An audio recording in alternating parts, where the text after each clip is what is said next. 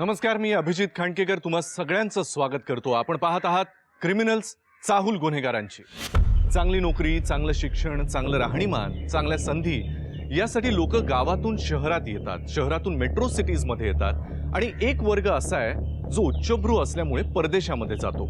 पण त्याचबरोबर एक वेगळा वर्ग असाही आहे जो पैशांच्या अत्यंतिक गरजेतूनच स्थलांतर करतो। या एपिसोडमध्ये गोष्ट एका अशा मुलीची जिला दुष्काळामुळे गांजलेल्या आणि पोळलेल्या आपल्या कुटुंबाला वाचवायचं होतं, आपल्या आई वडिलांना एक चांगलं आयुष्य द्यायचं होतं। पण या नवीन शहरात नियतीनं तिच्या समोर काय वाढून ठेवलंय याची तिला पुसटची कल्पनाही नव्हती।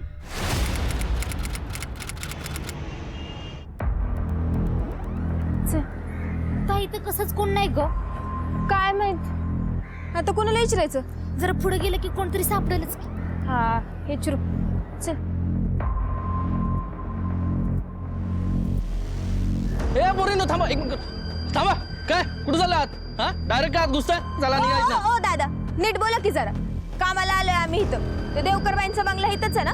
त्यांनी घरकामासाठी बोलून घेतलंय आम्हाला। पार धुळ्यावरून आलोय।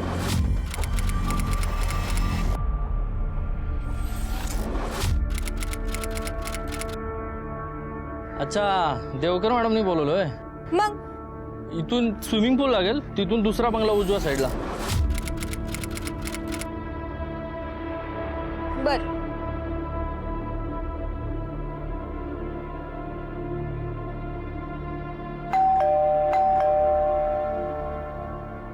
कोण पाहिजे? देवकर मॅडम? हो मीच। तुम्ही? आम्ही ते कामासाठी धुळ्यावरून आलोय। मी मिनल आणि ही गीता। हा हा, ये ना, ये आत ये। तुम्ही दोघी शाळेत नाही जात? जात होतो मॅडम, पण दुष्काळात शाळा सुटली।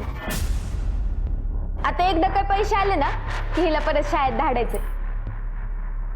एकदा बाबांचं कर्ज फिटलं आणि तारण टाकलेली जमीन परत मिळाली ना की जाऊ परत गावाला। म्हणजे गीता तुझ्या बरोबरच? हा, तेवढंच कामाला हातभार लागेल। हे पण पगार एकाचाच देणारा, खाडा चालणार नाही। कामं करशील ना सगळी व्यवस्थित? कामाचं टेन्शन घेऊ नका मॅडम, सगळं घर चकाचक ठेवीन। बर।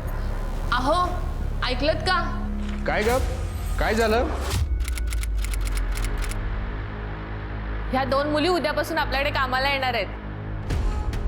ही मिनल आणि ही गीता।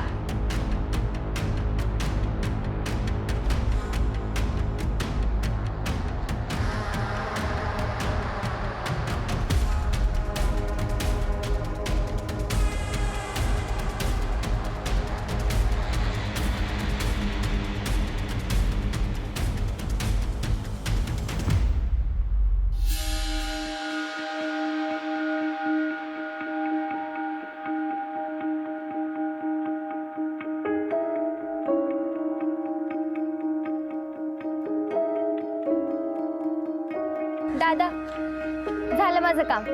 हा ठीक आहे। दादा इथे जवळपास कुठे लहान खोली मिळेल का? कमी भाड्याची पाहिजे आम्हाला, इथलं काय बी नाही माहित बघा। संध्याकाळी बघू, माझी ड्युटी संपली की दाखवतो खोली। हा ठीक आहे। ठीक, चल गीता।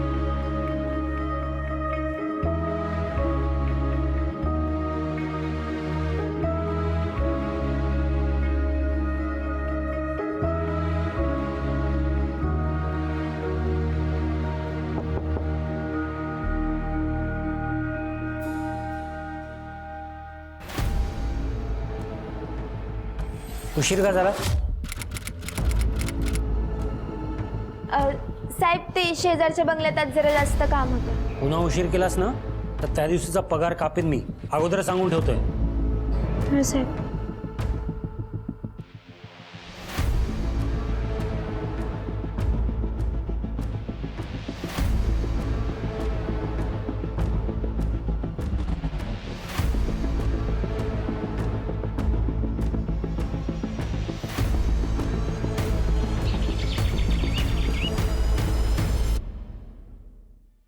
तूच का ती नवीन कामवाली? हो, काही काम होतं? हो, सांगायचं होतं। आज आली आहेस, पुन्हा इकडे दिसायचं नाही। दिसलीस ना तर तंगडं तोडील तुझा, कळलं का? एक मिनिट, तू कोण सांगली? मी मी या एरियाची आहे. ह्या एरियात फक्त मी काम करू शकते, कळलं का? दुसरं कोणीच करायचं नाही. चला निघा इकडनं. ओ असल्या धमक्यांना आम्ही घाबरत नाही. ए तू पण गप्प बस. ए अरे भांडताय का अशा? अहो वंदना मावशी तुम्ही तरी जाऊ द्या. अहो पोरीच्या व्हायचे तुमच्या. तुला कोण सांगितलं गप्प बस उगाच? आणि लक्षात ठेवायचं, आता जे सांगितलं ना ते ऐकायचं बरं का. इकडं पुन्हा दिसायचं नाही, गपचप चालायचं इकडनं. निघा. बरं झालं तू मदतीला धावून आलास. कोण आहे ही बाई? असं कुठं असतं का? तुम्ही पण जरा जपून राहा आणि त्या बाईच्या नादाला लागू नका. लय खावाटे ती बाई. निघा.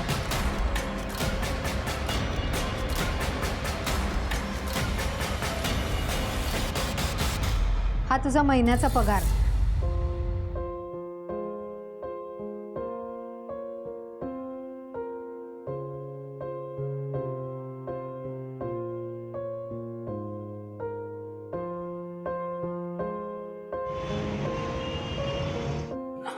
घे ना, तू अजून खातच नाहीये काय? हो बस. गीता देऊ? खूप दिवसांनी चायनीज खातोय. एकदम मस्त. तू आमची एवढी मदत केलीस ना म्हणून तुला पार्टी. अगं तू हे लक्षात ठेवलंस ही खूप मोठी गोष्ट आहे. असंच चालू राहिलं ना तर आपल्या बाबांचं कर्ज असं उतरेल.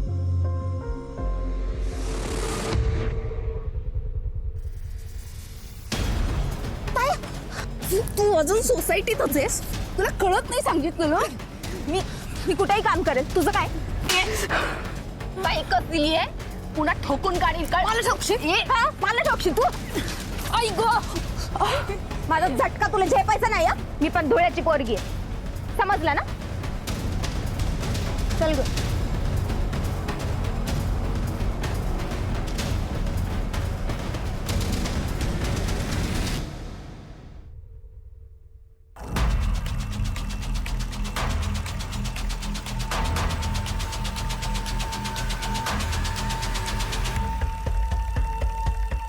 काही पाहिजे का साहेब? पेपर.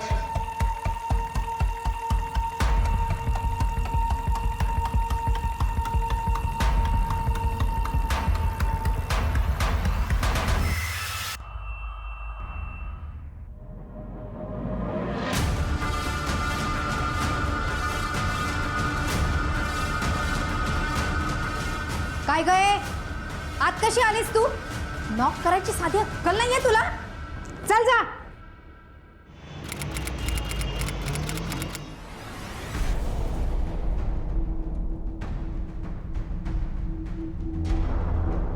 काय झालं ग बाई? हिच्या फोनला फोन का लागत नाहीये?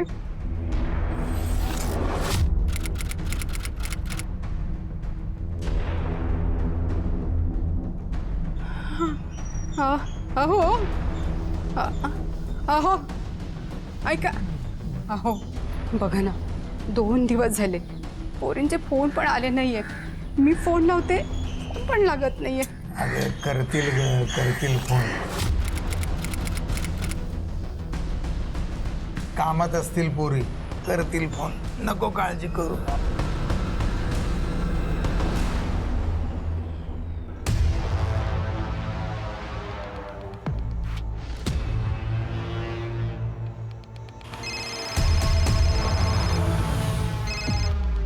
काय ग सारखी सारखी का फोन करतेस? अगे मी ड्राईव्ह करतोय, कळत नाही का तुला? अहो ऐका ना, आपल्याकडे ती मिनल कामवाली येत होती ना, तिचा 2 दिवस झाला काहीच पत्ता नाही आणि आज पण ती आली नाहीये. काय करायचं मला काहीच सुचत नाहीये.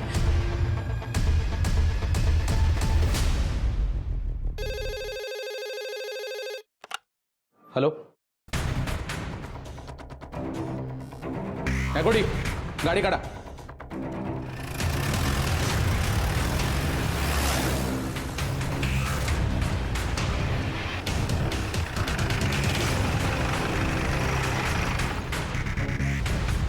तुम्ही कॉल केला होता? हो साहेब. कुठे आहे? ती बघा तिकडे.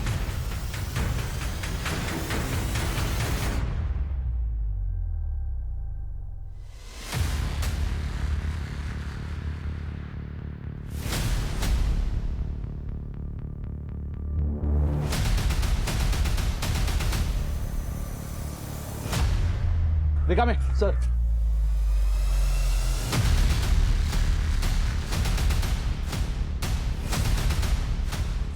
सावकाश.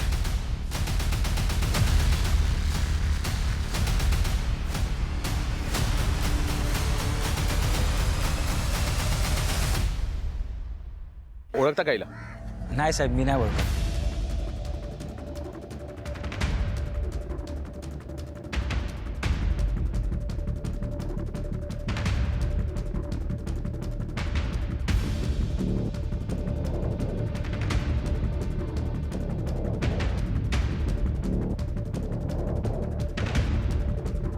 सर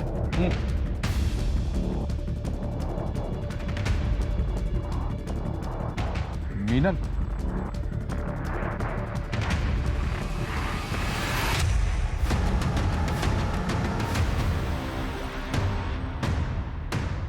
शरीरावर मारहाण केल्याच्या खुणा आहेत. असं वाटतं हिची डेथ साधारण मध्यरात्री झाली असेल.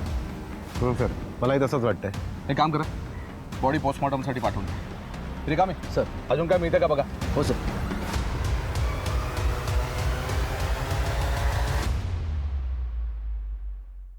सर, ज्या मुलीने सुसाईड केलं त्या मुलीचं नाव मिनल आहे. ती मूळची धुळ्याची. ती इथे मेड म्हणून काम करत होती. तिला एक लहान बहीण सुद्धा आहे, गीता नावाची. पण सर, ही गीता सुद्धा कालपासून बेपत्ता आहे. एक काम करा, या मिनलच्या मोबाईलचं CDR काढा. ती कुठे काम करत होती, कुठे राहत होती ते पण शोधून काढा. सर, ती बंगलो सोसायटीमध्ये काम करत होती. त्याची लिस्ट मी काढली. सर, ही मिनल ज्या ठिकाणी घर भाड्यानं घेऊन राहत होती तिथे सुद्धा मी जाऊन आलो, पण घराला कुलूप होतं. आजूबाजूला चौकशी केली, पण तिची बहीण गीता कुठेच सापडली नाही. नायकोडी, मला वाटत नाही मिनलने सुसाईड केली असेल. कारण ती जर इतक्या लांबून काम करण्यासाठी इकडे आली आहे तर ती सुसाईड करणार नाही. या मुली फायटर असतात, इतक्या सहजासहजी गिवअप करणार नाही. बरोबर आहे सर. पण सर, हे शहर, त्यात तिचं काम डिमांडिंग होतं. पण तिच्या अपेक्षेप्रमाणे तिला जास्त कामं मिळाली नसतील आणि म्हणूनच कंटाळून नैराश्याने तिने आत्महत्या केली असेल. पण मग घरी का नाही केली सुसाईड? बाहेर जंगलात? सर, कदाचित ती घरातनं बाहेर पडली असेल आणि कोणाचा एंटरफेअर नको म्हणून जंगलात जाऊन आत्महत्या केली असेल. शक्यता तर खूप आहेत नायकोडी. तिची बहीण गीता का गायब झाली असेल? ते काम करूया, ती मिनल जिकडे काम करत होती तिकडनं तपासायला सुरुवात करूया. तोपर्यंत तिच्या घरच्यांना कळवा. Okay sir.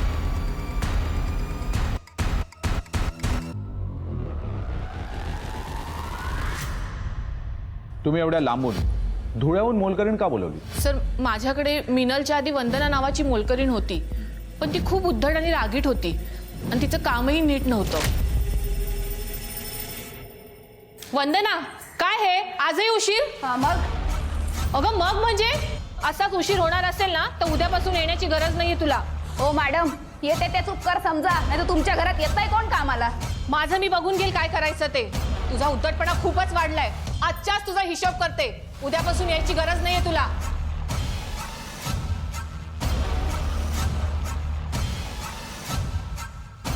हे घे, निघ इथून. मी पण बघते माझ्याऐवजी येऊन काम कोण करता इथं ते. आणि वंदनाला आहे ना बऱ्याच जणांनी कामावरनं काढून टाकलं होतं आणि तिच्या धमक्यांमुळे इथेही कोणी काम करायला येत नव्हतं. म्हणून माझ्या माहेरच्या मैत्रिणीकडून मिनलला बोलावून घेतलं होतं. पण वंदना मिनलला सुद्धा त्रास देत होती आणि एक दिवशी तर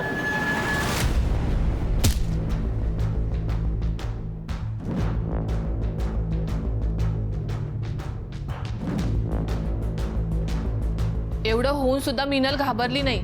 ती काम करायला येतच होती. ठीक आहे, काही गरज वाटली तर आम्ही परत येऊ.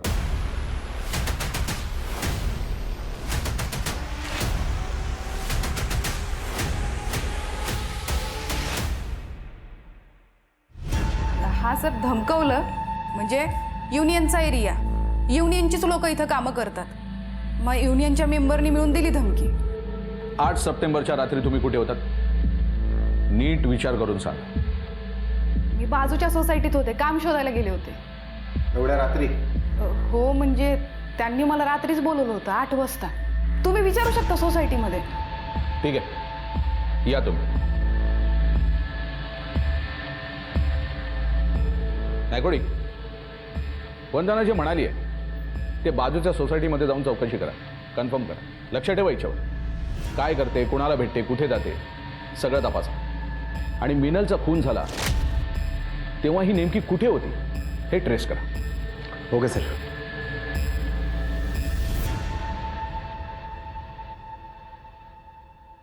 तुमचं नाव? सुमन अग्रवाल. मिनलबद्दल काय सांगू शकाल? म्हणजे तिचा स्वभाव, तिच्याबद्दल काही प्रॉब्लेम वगैरे? मिनल 1 नंबरची चालू मुलगी होती. मी तर तिला कामावरून पण काढून टाकणार होते. सतत त्या वॉचमॅन बरोबर फिरत असायची. बरं, 8 सप्टेंबरच्या रात्री तुम्ही दोघे कुठे होता? आम्ही दोघंही कोल्हापूरला गेलो होतो 4 दिवसांसाठी देवदर्शनाला. हो. तुम्हीच बेर्डे ना? हो, मी या सोसायटीचा सेक्रेटरी. मिनल ना? हो, तिचं या सोसायटीच्या वॉचमॅनबरोबर अफेअर होतं. दोघांना एकत्र पाहिलं मी 1-2दा. मिस्टर पाटील, या मिनल विषयी काय माहिती सांगू शकता? खूप मेहनती मुलगी होती साहेब, अगदी जीव तोडून काम करायची. पण बाकीच्या घरातले म्हणतायत की ती एवढी ठीक मुलगी नव्हती.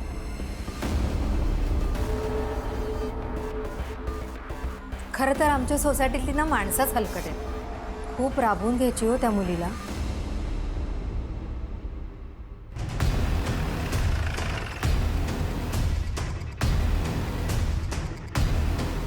रिकामे?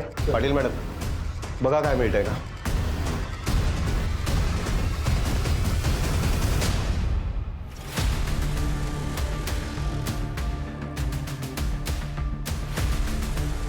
सर ह्या गोळ्या सापडल्या आणि गोळी एकही यूज नाही केली. रिकामे? सर, ह्या गोळ्या कसल्या जरा चेक करून बघा, आणि कुठल्या मेडिकल स्टोअरमधून विकल्या गेल्यात ते पण बघा. आणि हो, मिनल आणि गीता यांच्याबद्दल पण आजूबाजूला कसून चौकशी करा. सर.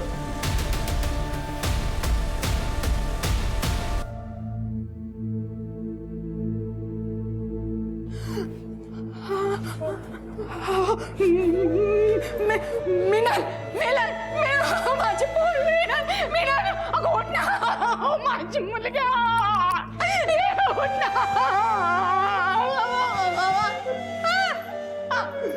मिनल उठ ना राजा, मी आले माझी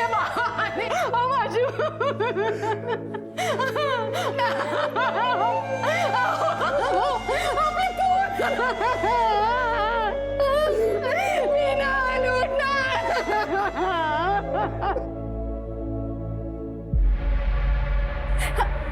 साहेब, माझी पोरगी गीता कुठे आहे? ती पण त्या दिवसापासून गायब आहे. तपास चालू आहे. मॅडम,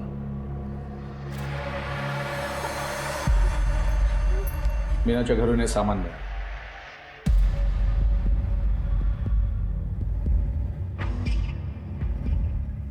हे काही पैसे आणि चिठ्ठी पण मिळाली.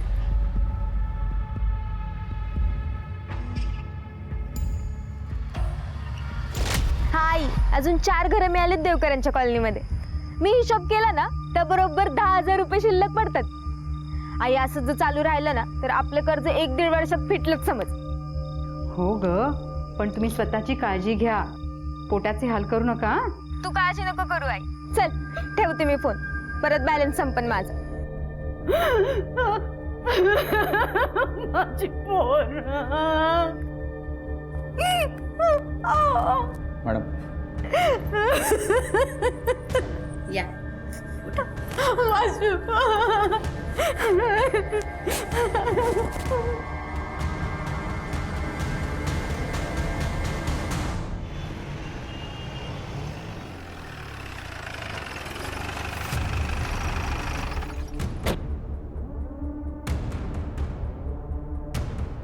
सर, आपला संशय खरा ठरला. मिनलचा पोस्टमॉर्टम रिपोर्ट आलाय. पोस्टमॉर्टम रिपोर्टनुसार मिनलची गळा दाबून हत्या करण्यात आली. मिनलच्या गळ्यावर फिंगरप्रिंट सापडले. सर, मिनलला मारल्यानंतर तिला झाडाला टांगण्यात आलं आणि मिनलचा मृत्यू मध्यरात्री 1 ते पहाटे 4च्या दरम्यान झालाय.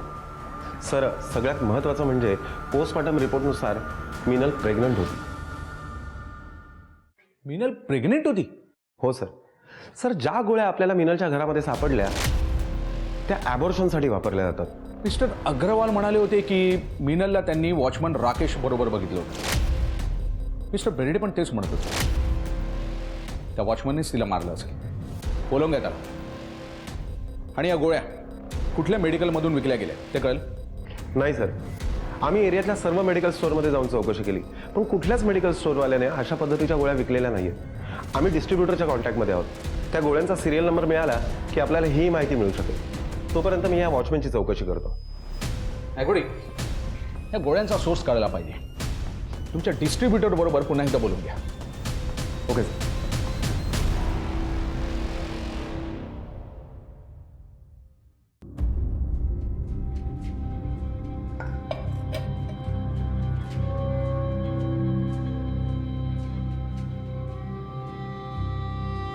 काय हवंय का? नको, या मुलींना इकडं पाठवायलाच नको होतं. त्यामुळेच सगळा सत्यानाश झाला. त्या गीताचा पण आता काही पत्ता लागत नाही.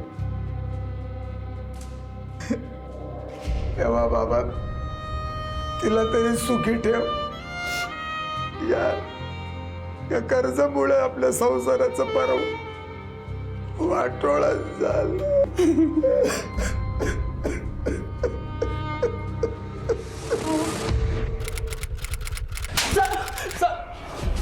खरं खरं सांगायचं, आता चांबडी सोलून काढील तुझी. अहो साहेब, मी खरंच काही नाही केलंय.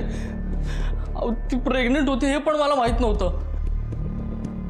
मी तिला फक्त रूम शोधून दिली होती आणि तेव्हापासून आम्ही मित्र होतो. तुझा फोन का बंद होता?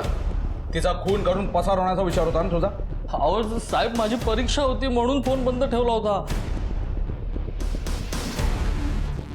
हा बघा साहेब.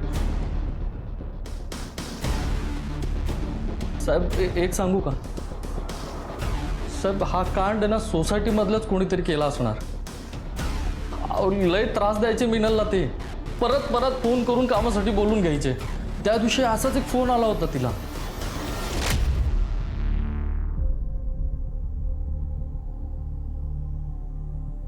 अगो भास्कर, एवढा पाहुणा नाही देव तुला. बाकी काय? अरे माझी एकदा परीक्षा झाली ना हे सगळे प्रॉब्लेम सॉल्व्ह होतील. कधी आहे परीक्षा? अरे त्याची तारीख अजून आलेली नाही, त्यामुळे तर नाही तर. एक मिनिट. हॅलो. अहो मी नाही सांगणार कुणाला. मी कशाला कुणाला सांगू? मला माझ्या कामाशी काम. कोणाचा फोन होता का? काय नाही, असंच. चल. सांग की सोसायटी मधून होता का? तुला कशाला नसतं चौकशी आहे रे राकेश? तुझ्या कामाशी काम ठेव ना. अगं मी तिला खूपदा विचारले कोणाचा फोन आहे कोणाचा फोन आहे, पण तिने नाही सांगितलं साहेब. पण साहेब तो फोन सोसायटी मधूनच आलेला.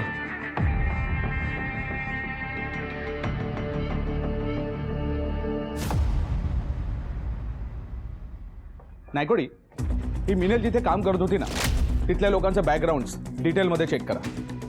ही घरकाम करणारी मंडळी ज्या घरात काम करतात त्या घरातल्या लोकांचे सगळे सिक्रेट्स त्यांना माहिती असतात. मिनलला अशाच कुठल्या फॅमिलीपैकी कोणाची तरी गुपित माहिती पडली असणार आणि जी बाहेर येऊ नये म्हणून तिचा खून झाला असेल. हे मंडळी काय काम करतात, कुठे जातात, त्यांची बँक डिटेल्स आणि CDR काढा. त्यांचे मित्रमैत्रिणी कोण, पाहुणे मंडळी कोण, मला ह्याची सगळ्यांची माहिती पाहिजे.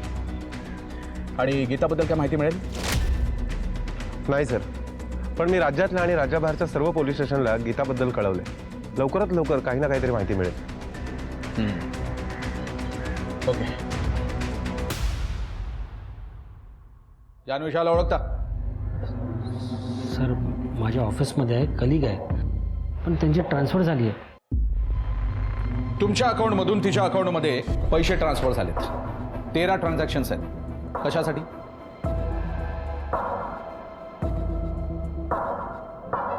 हे ट्रान्झॅक्शन्स कशासाठी? सांगतो सर. सर माझा आणि जान्हवीचा अफेअर होता, पण ते संपलंय सर. खूप अगोदर संपलंय. संपलंय? मिनल मरण्याच्या 4 दिवस आधी जान्हवी तुमच्याबरोबर काय करत होती?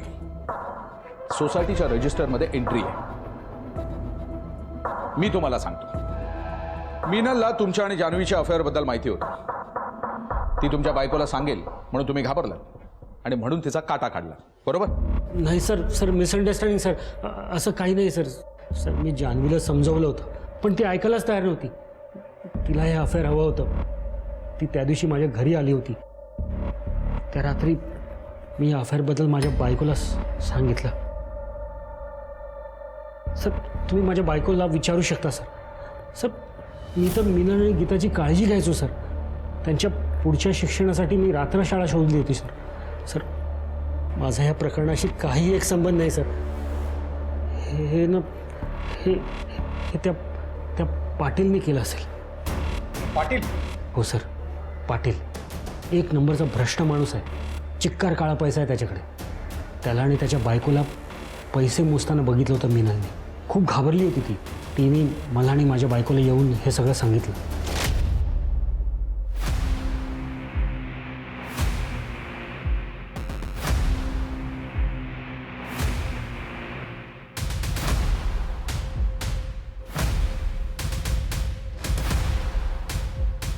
याबद्दल जर कुणाला काही सांगितलंस ना, याद राख, गायब करून टाकीन तुला. चल जा. मी मीनलला समजवलं. त्या पाटीलच्या हात वरपर्यंत पोचले. कशाला अशा माणसाच्या नादी लागायचं. मीनलला पण हे सगळं पटलं म्हणून ती गप्प राहिली.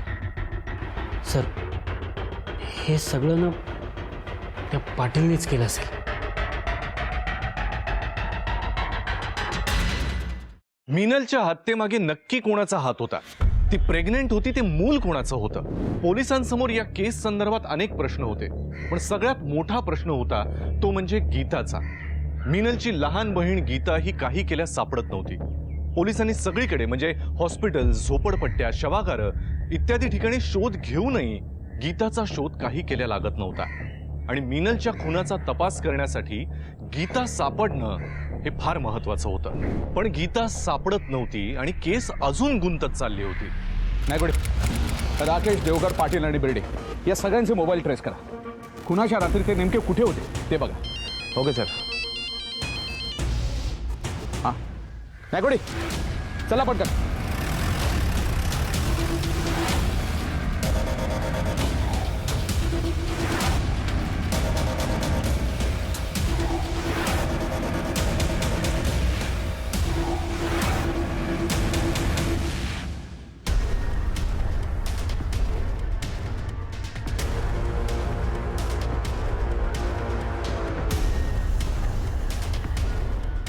अरे काम आहे सर, काय मिळतं का बघा. हो सर.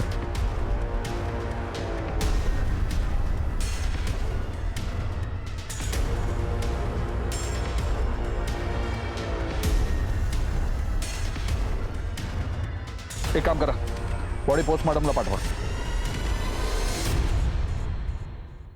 चल चल चल लवकर जायचंय आपल्याला. चल.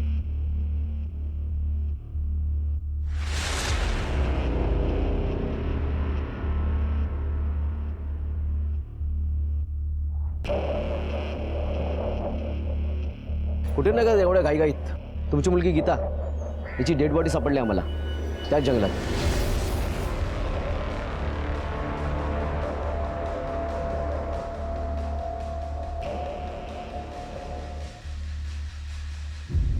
तू पाटीलकडून पैसे घेतले होतेस बरोबर?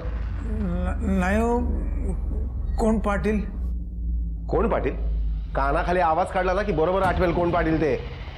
अहो इथे माझ्या दोन्ही मुली गेल्यात आणि हे काय विचारताय तुम्ही मला? ए नाटकं करू नकोस. सगळी चौकशी केली आम्ही. हे पैसे तुझ्या घरातून मिळाले. त्या पाटलाची पण चौकशी केली आम्ही. त्यानेच सांगितलं हे पैसे तू त्याच्याकडनं घेतलेस.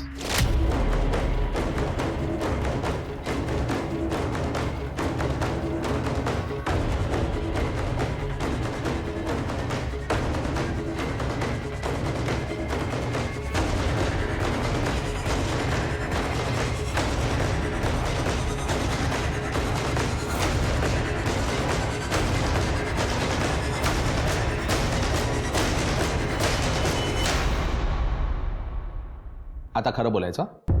बोल. सर हा असं नाही बोलणार. असा पाहुणचार करावा लागेल जरा. नाही नाही नाही नाही सांगतो. मी त्यांच्याकडून पैसे घेतले होते, ही गोष्ट खरी आहे. कारण मिनलनी मला सांगितलं होतं त्यांच्या बंगल्यात लई पैसा आहे म्हणून. काय गे, या महिन्याचे पैसे पाठवले नाहीस अजून? हा बाबा, पाठवते 2 दिवसात. तू बरी आहेस ना तिकडं? हो बाबा, बरी आहे. पण इथे दिसतं तसं काहीच नाही या. म्हणजे सगळ्यांचे वेगवेगळे गुपित आहेत. आणि तुम्हाला माहितीये, घरातल्यापेक्षा सगळ्यांची गुपित मलाच जास्त माहिती आहेत. हां हो, तुझी आई पण सांगत होती की तुला बऱ्याच गोष्टी कळल्यात म्हणून. नाही, आता त्याचा फायदा करून घे. म्हणजे हे बघ, तुला आता प्रत्येकाची चावी माहिती झाली आहे. त्यांना सांग, माझं तोंड जर बंद हवं असेल तर मला पण काहीतरी पाहिजे. लाज नाही वाटत तुला स्वतःच्या मुलीला असली कामं करायला सांगतोस? साहेब, पण मिनल तशी कधी वागलीच नाही. लय घाबरायची ती. मी तिला किती वेळा सांगितलं तरी ती नाहीच म्हणायची. ठीक आहे, तुझ्या मुलीचं कार्य करायचं तुला म्हणून सोडतोय आता. तू आता जाऊ शकतोस, पण हे शहर सोडून जायचं नाही, कळलं? निघ.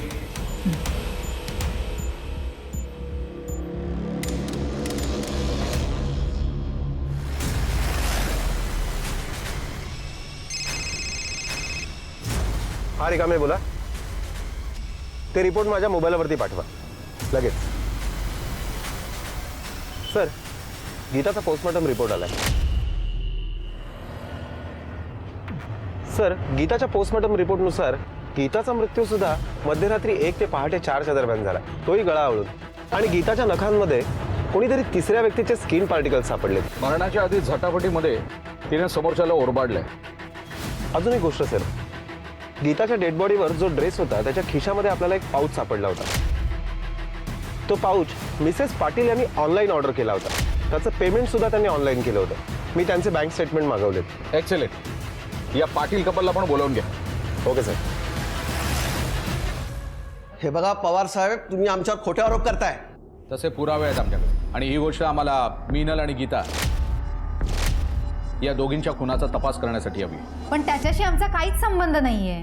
खूप मोठा संबंध असू शकतो मॅडम, कारण मिनलला तुमची सगळी सिक्रेट्स माहिती होती. सिक्रेट्स? कुठली सिक्रेट्स? तुम्ही हरीला पैसे दिले होते, हरीने ते कबूल केले.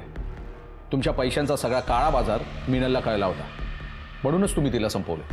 What nonsense. ओ पवार साहेब, तुम्ही काय बोलताय? बाय द वे, मी त्यावेळी नागपुरात होते. माझी मिनिस्टर साहेबांबरोबर मीटिंग होती महत्त्वाची. पाहिजे तर तुम्ही आत्ता फोन करून माझ्या ऑफिसमध्ये चौकशी करू शकता. आम्ही तो तपास करू. आता तुम्ही या. पुन्हा बोलावलं तर परत यावं लागेल तुम्हाला.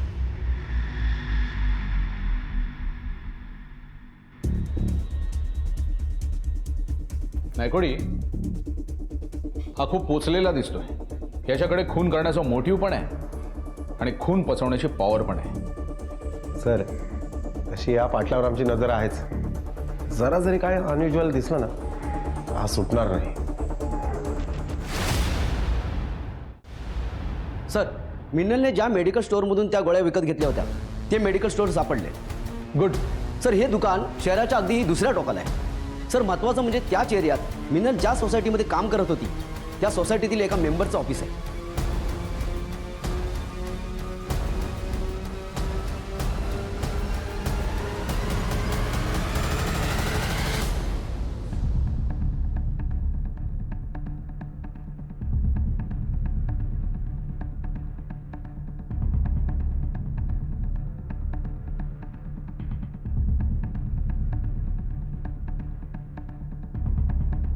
पॉज.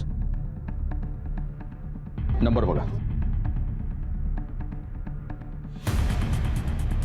सर, या गाडी नंबरवर ना मी या गाडीच्या मालकाला ट्रेस करतो. ठीक आहे.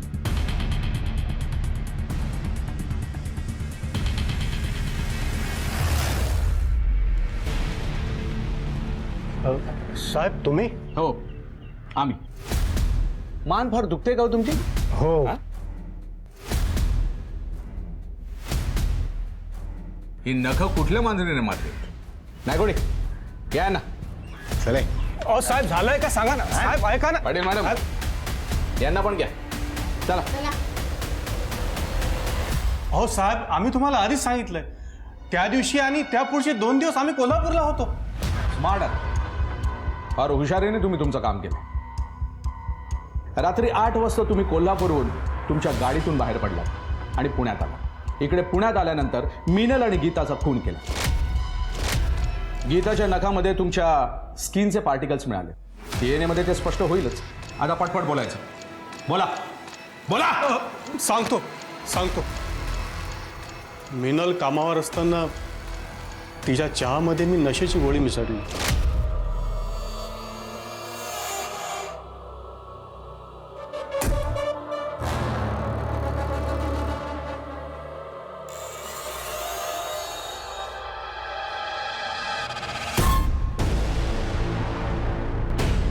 पडशील बघ, आराम कर.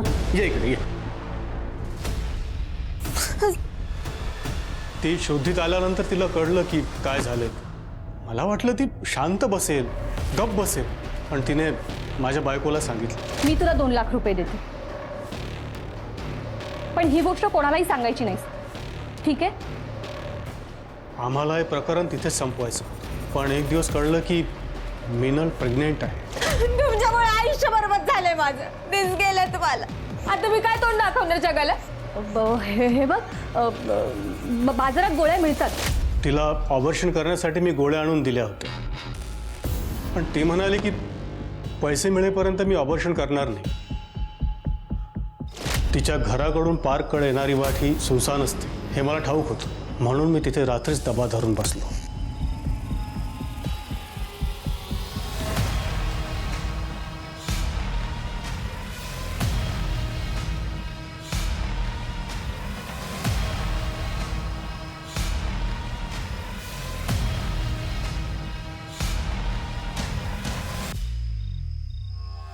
पण माझ्या लक्षातच आलं नाही की मिनलच्या पाठोपाठ गीता पण येत होती. तिने मला मिनलचा खून करताना बघितलं.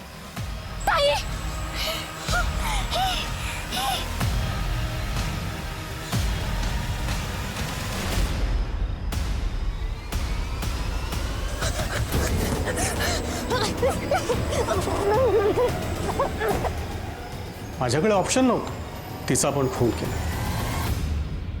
या दोघांवर मिनल आणि गीताच्या खुनाची चार्जशीट दाखल करा.